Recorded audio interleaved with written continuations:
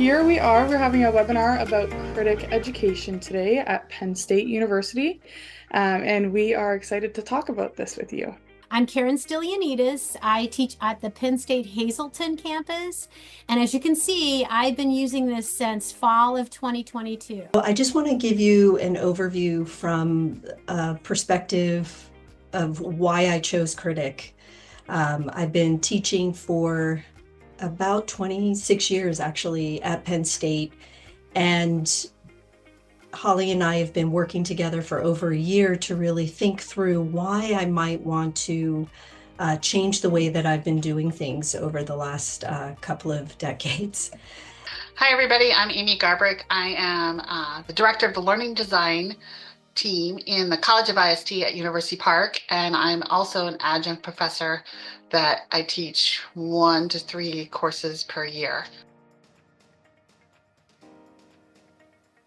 I needed solutions where we were improving those student outcomes, self-efficacy, integrating interdisciplinary science and their thinking, as well as their team experience. So on the top right here, using more of a flat participatory structure. I have more time in class and to prepare a class than I've had in 20 years. And actually it's gone so well that I'm going to use it again next semester. I've taught the 300 level classes several times, so that seemed like a fairly straightforward transition. I do want to share that this 100 level class is a new course for me, and I have never incorporated new software into a class that is a new prep for me. To be able to think about incorporating something new while also preparing a new class can seem overwhelming, but actually it's making the process a lot easier for me. I really like how it breaks up the scoring. Now you can change these settings, but there is 3 main stages in going through Kritik: the create stage, the evaluate stage, and the feedback. And those each have different deadlines and different weight. I'm going to talk a little more about that in future slides here. Thanks. Here's how you set up the due dates. So you'd set up due dates for each one of those stages. And I'm really excited to see how the rest of my team project goes at the end of the semester. I used to have peers evaluate one another about how they contributed to the team. Holly and I came up with a new way to do this with Kritik, where students are going to evaluate themselves in how they contributed, what could they do better, what were their strengths, and then their peers in the group are going to evaluate their self-evaluations. And the learning from that is really, I can see it in the engagement in my students. So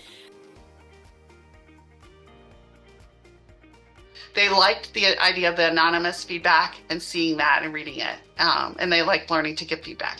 I've used Kritik 4 times in my class. It's been so effective in the engagement of my students day to day, their engagement with the course material. Students have been embracing this nicely. I haven't had any issues at all with it. Just some of the skills that they're building from this is social learning, modeling from other students' presentations itself. They're paying attention, and so they're like, oh yeah, I understand that information. The feedback from my TAs, they have really enjoyed this opportunity.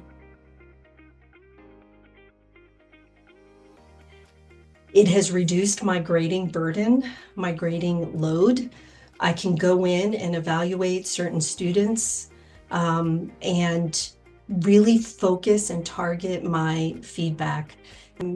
Our group is actually doing some research on this as well. So we're looking at how AI and how software is helping the learning process. This is separate from anything that Kritik has actually done. So we're kind of making sure we're a little unbiased with everything. And our preliminary data is actually showing that in the discussion realm, that students are learning and understanding how to do discussions better.